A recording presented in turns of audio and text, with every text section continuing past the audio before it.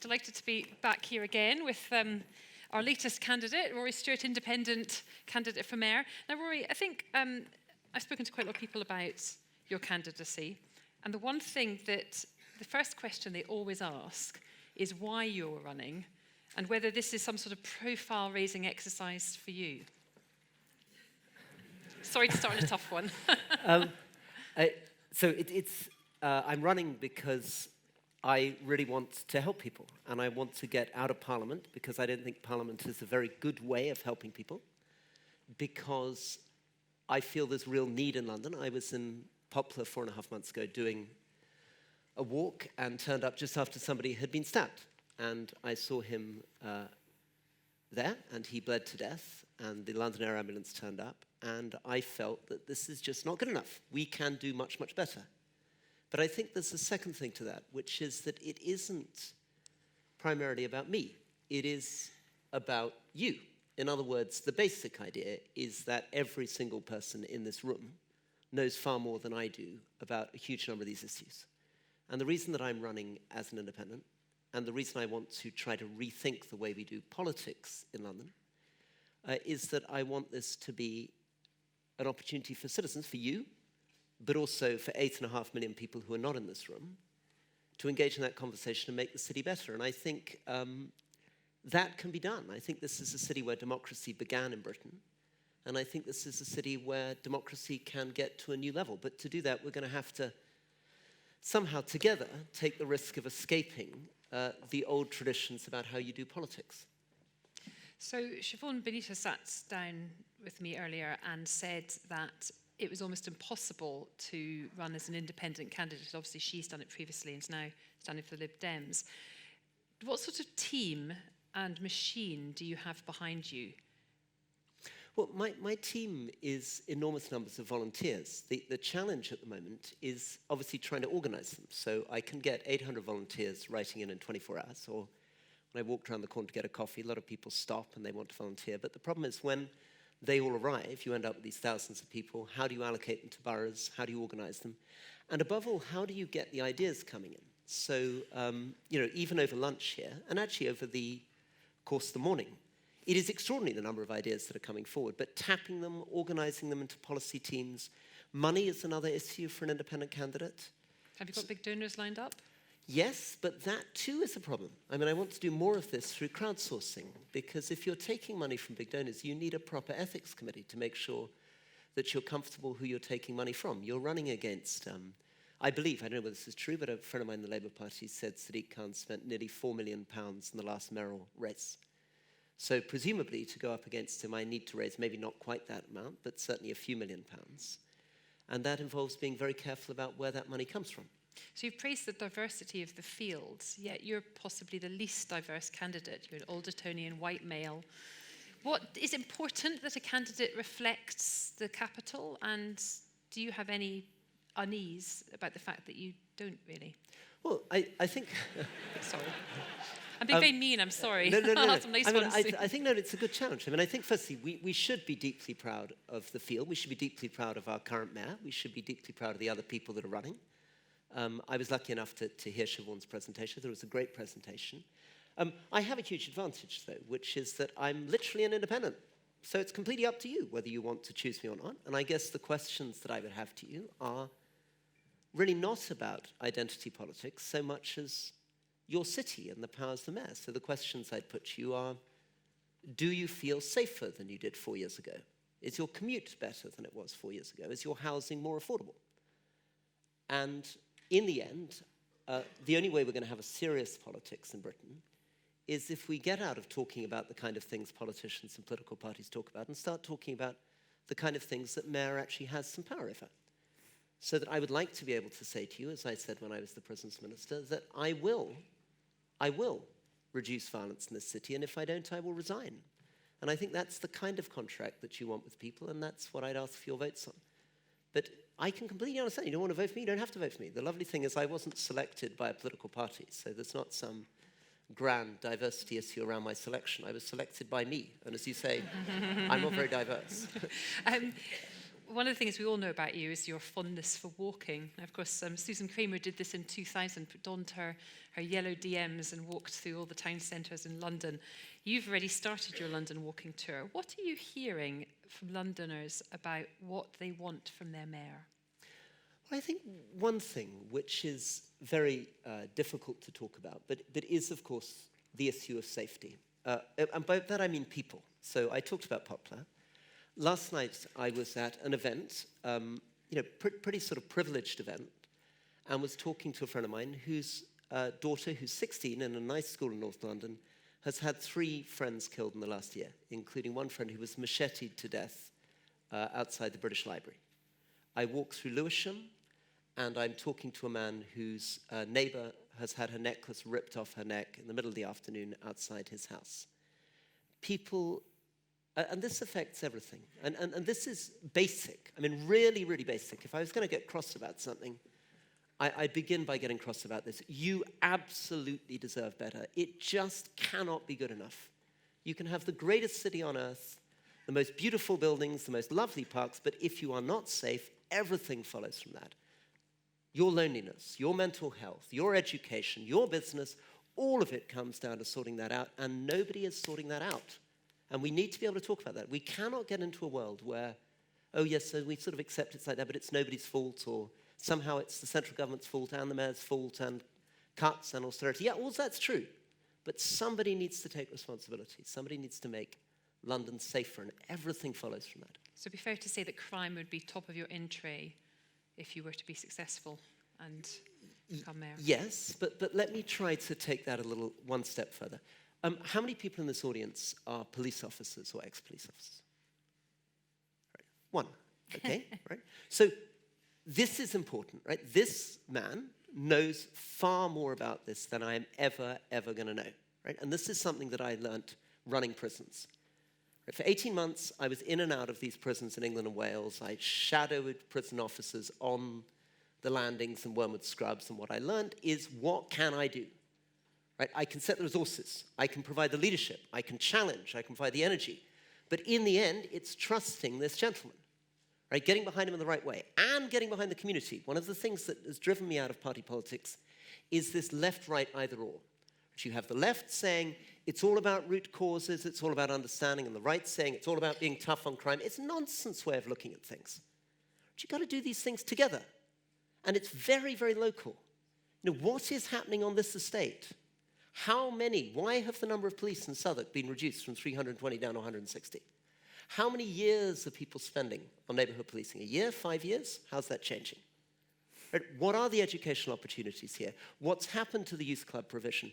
And getting that to the ticker tape, not for the press opportunity, but simply to talk and learn from the incident. Which of your rivals for the mayoralty do you think should be most worried about your candidacy? Where do you anticipate most of your votes coming from? Because many people still do vote along party lines. Well, I know the politician's answer to this is supposed to be, I'm the guy who's going to win. I'm the guy that's taking on Sadiq Khan. I mean, I want to try to get away from that. I really do. I think these are good candidates. They've all got an enormous amount to offer. I'm not trying to chase people or worry them. I'm honestly trying to say to you, please try to decide, who do you think is going to run a better city? Who do you think is more likely in 2028 to have a city which is working better in terms of the things the mayor does? Are you safer? Is your commute working better? And also, who do you want representing you on the world stage? And who's going to inspire you? And who's going to provide leadership? And who's bright enough? And who's going to get around details? I don't know what the answer to that is. It's up to you. Right? I'm not here to diss other people, but I do think the way to judge people is on performance. There may be many, many reasons why people haven't managed to do what they've done, but in the end, the only way you can judge them is on results. So many of the things that you've mentioned you'd like to do as mayor are dependent on having a sort of a relationship, whether it's purely a sort of a funding relationship or a more complicated policy relationship with central government. And currently, your relationship with the current Prime Minister isn't that great. How do you anticipate being able to have that relationship with whoever ends up winning the general election? Yeah, well, I think the advantage of being an independent is I have literally no political party problems But you of did, any sort. you did. And lots of Yeah. people will still see you as an ex-Tory rather than as an independent. So, I mean, Pippa, you've put your finger on it. I mean, nobody's quite sure whether what they want to say is the problem with you is you're a mate of Boris Johnson's and a Tory, or the problem with you is you're an enemy of Boris Johnson's and you're an ex-Tory, right? The truth of the matter is I'm an independent. And I think that I understand central government well. I was a cabinet minister, I was a member of the National Security Council, I know Boris well. But it's also really important to work with these boroughs. So I think the first thing I would do if I were lucky enough to be your mayor is to spend the first month literally walking every borough day after day with the leader and the chief executive of that borough. I want to spend 8 hours on the first day in Lambeth, walking Lambeth with the leader and the chief executive, just learning from them. It's a team enterprise, 32 boroughs, 33 if you include the City of London. Right? This is not about some grand big man who's going to tell people what to do. This is about even more radical things. I'd like a citizens' assembly, which can actually judge, guide, push the whole thing. I want to unleash you. I want this gentleman telling me how to do policing, and I want, how many people here are architects? Ooh, right? I want to listen to the architects, right? I want to listen to people. I want to learn from you. There's absolutely no way, however big I sometimes pretend my brain is when I talk to my 4-year-old on the way to school, right? There's no way that I have all this in my head. It's got to come from you, and London can only flourish when everybody's included. And that's the outer boroughs as well as the inner. So one of the things that whoever ends up being Mayor of London will have to do is be a voice for the city on Brexit going forward. Now, you were a Remainer who voted for Theresa May's deal. Can you explain to Londoners now where you stand and what position you would hold going forward? Yeah, well, I'll go through that very quickly. Let me begin by saying there is a great secret to the Mayor of London, which is the Mayor of London is not in charge of the Brexit negotiations. Right? So there is a strange thing, right? I've left Parliament to become a mayor. Many other people running for mayor talking as though they want to be back in Parliament, controlling the Brexit negotiations, right? Brief history, I voted Remain. I passionately believed in being in the European Union, that it was better for Britain. But at the same time, I, like every other single member of Parliament and every other party, promised to respect the result of that referendum. So I tried very hard to produce a moderate, pragmatic compromise. Backed Theresa May's deal, I worked with Ken Clarke, voted for a customs union, and I was thrown out of the Conservative Party for voting against the no-deal Brexit and for voting against the programme motion. That's why I began my journey to independence. But my job as Mayor of London, right, is not, I'm afraid, to pontificate about these things, however emotional and wonderful it is to have these great things. It's to sort out the signalling on the Piccadilly line on the one hand, and on the other hand, prepare London for all these different Brexits. Right? Not to pretend Brexit isn't going to happen. It may happen. Right? We need to prepare for a hard Brexit, for a Brexit deal, for a second referendum, for Remain. We need to think about all these things, because if I'm lucky enough to be your mayor, I need to get you ready for those things. Not say what my view on Brexit or my view on North Korea is, but get London ready to cope. So I'm not going to ask you about signalling on the Piccadilly line or indeed bus routes across London. You've got time to get up to speed with the detail. But it's 20 years next year since the GLA was formed, and I don't know how much attention you've given the institution over the past 20 years, but I was wondering whether you have any ideas on the future of the mayoralty going forward. Does it have enough powers, and what more powers would you be arguing for from national government? I think, firstly, the mayors, I believe, can do much, much more within their existing powers. Much more within their existing powers, if they want to. The question is, do they want to? Right? What has really happened in this city since 2008? Right? My distant predecessor as the independent candidate for Mayor of London was actually the man who himself introduced the congestion charge, had the first idea around this bicycling. Right? It feels to me as though this is a city still stuck in the ideas of 2006, 7, 8. Right? So I think there's much more that can be done. The Mayor of New York has in many ways less power than the Mayor of London, but boy, you don't feel it. Right? There are additional things, though, that I'd like to do, and it's quite geeky.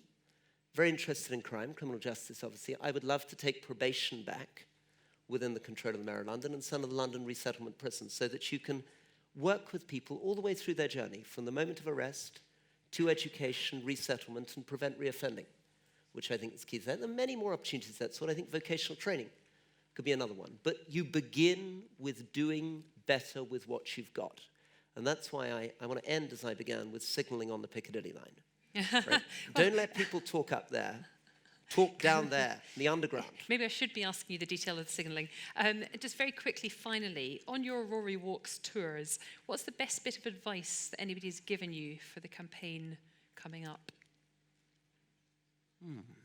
Go to a pub. Go to a pub would be good, wouldn't it? I would say the tension in modern politics is this. I think really it's about listening. And this actually, a lot of people disagree with me. I was speaking with a community leader yesterday morning who said, no, we're not interested in listening. We want leadership, strong people telling us what to do. I think that's all nonsense. I think that's a deeply daft, anti-democratic idea. I mean, obviously I have very firm views. I'm prepared to rant about almost anything, if you give me a second to rant about it. But my rants are really designed to elicit information, to try to have a challenging debate where I get ideas from you, right?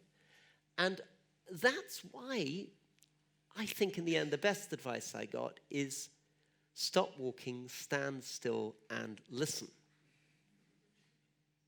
Very good, thank you. We could all take that advice on board. Rory Stewart, independent candidate for mayor. Thank you very much. Thank you very much.